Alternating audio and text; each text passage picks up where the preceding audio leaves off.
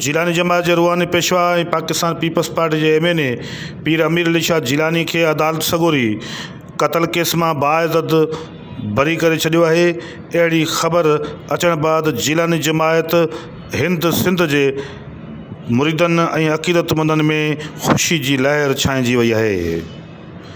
पीर अमीर अली शाह जिलानी खे मुबैना तौर ते शौकत समूह क़त्ल केस में बच ॾेखारे नामज़द कयो वियो हो ऐं इहो क़त्ल केस ग़ुलाम नबी शाह थाणे ज़िले उमरकोट में दाख़िल थियो हो।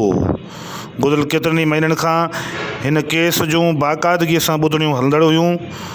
अदालत सगोरी ताज़ो ई फ़ैसिलो ॿुधाईंदे पीर अमीर अली शाह जिलानी समेत ॼाणायल ॿियनि जवाबदारनि खे हिन क़त्ल केस मां बाइज़्ज़त तौर ते बरी करण जो हुकुम जारी कयो आहे।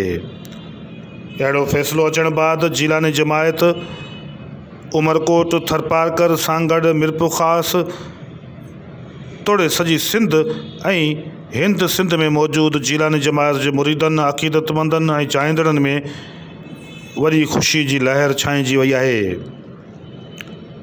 जिलानी जमायत इन हवाले सां इहो पको पह कयो हुयो त अदालतूं संदन मुर्शिद सां इंसाफ़ कंदियूं ऐं यकीनी तौर ते अहिड़ो ई नतीजो साम्हूं आयो आहे जो जिलानी जमायत जो रूहानी पेशवा पीर अमीर अली शाह जिलानी शौकत समूह क़त्ल केस में अदालत सगोरीअ पारां फ़ैसिलो ॿुधाईंदे खेसि बाइज़्ज़त तौर ते बरी करण जो हुकुम जारी कयो वियो आहे।